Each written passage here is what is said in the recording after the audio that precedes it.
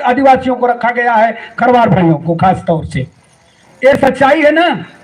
तो ये तय हुआ कि भाई जहां खरवार भाई आदिवासी भाई नहीं लड़ पाएंगे तो वहां लड़ा करके अध्यक्षी लड़ाया जाए। जो एक दो व्यक्ति हो सकते हैं कि अध्यक्षी लड़ सकते नहीं, अध्यक्ष बनी कि क्या करेंगे जो लड़ेंगे नहीं। तो इस नाते मजबूरी में आकर के उस चुनाव को लड़वाया गया और वो चुनाव लड़वाने के बाद वो भी सीट अध्यक्षी जब तो अपना दल में चला गया। ये सही है। तो ये सब लोग एक समान नहीं होते, सब लोग विचार करने वाले व्यक्ति होते हैं कि जहां से जैसे भाई कुछ लोग हैं, सुभाष भाई जी का हम 70% से ज्यादा बात मानने को इसलिए तैयार हैं कि कुछ हैं यहाँ, हम नाम नहीं लेना चाहते हैं, आप लोग समझ गए होंगे। सुभाष भाई तो सब नाम ले चुके हैं, उसमें हैं कि वो चाहते हैं कि हम मंत्री भी रहें, हम ब्लॉक प्रमुख भी रहें, हम विधायक भी रहें, हम सारे पदों पर हैं। ये बात उनके लिए बोला है, लेकिन बात 2-4%, 10% अगर आप पर हमारे पर लागू होगा तो बात को समाज, अपने भाई बिरादर जहां लोग जुटे हैं, अगर नहीं बताएंगे तो सब लोग भ्रम में हो जाएंगे। इस नाते इस बात को रखना पड़ा है मित्रों, आप लोगों की खास तौर से। और एक बात और है कि कुछ लोग जैसे अभी बताए हैं भाई सुभाष जी की, वहाँ उर्दू में अंग्रेजी में लोग बोलते हैं सदन में, ये बात नहीं है।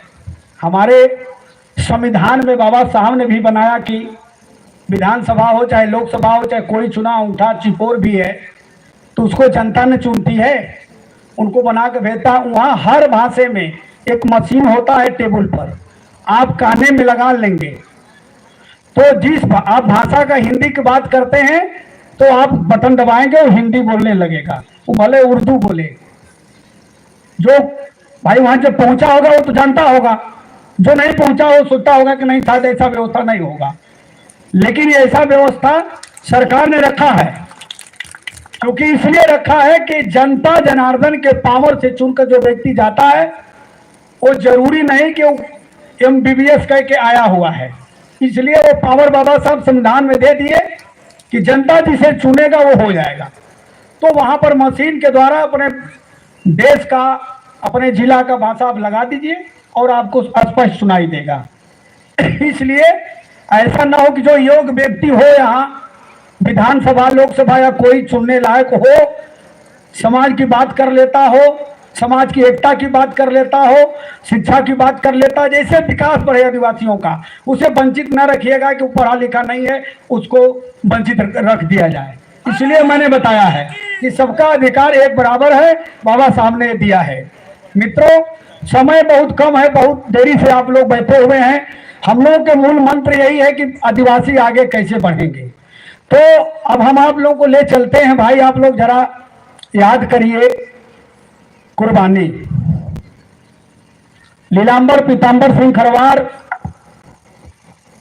चाहे बिरसा मुंडा, रानी दुर्गावती से लेकर के अभी यही अपने नगवा के धरती से 8 आदिवासी शहीद हुए हैं। 1857 के क्रांति में वो लड़ाई लड़ा था, शहीद हुए, इतिहास के पन्नों में नाम नहीं गया है। हमें आपको ये चिंता जरूर होना चाहिए। और आदिवासियों भाइयों से तो मैं कहूँगा कि आप लोग एक राजा परिवार से आते हैं तो जरूर विचार करिए कि हम कैसे सुधर सकते हैं।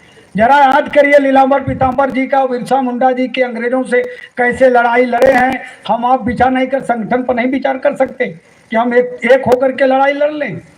याद तो अपने इतिहास में करना चाहिए सबको न मित्रों। हम ले चलता हूं, जब देश गुलाम था, जब देश गुलाम था और गुलामियों के जंजीरों में जकड़ी हुई भारत मां करा रही थी, हमारे देश के क्रांतिकारी रणबांकुरे जवान सिपाहियों ने इस वतन के बलवेदी पर आत्मयाहुति दे करके इस देश को आजाद करवाया था मित्रों। पश्चिम बंगाल के धरती से नेता सुभाष चंद्र बोस ने ललकारा था, अरे हिंदुस्तानियों तो मुझे खून दो, मैं तुझे आजादी दूंगा। तो कानपुर के धरती से चंद्रशेखर आजाद की पिस्टल हुंकार भर रही थी, आए अंग्रेजों भारत छोड़ो वरना ये पिस्टल की गोलियां तुम्हारे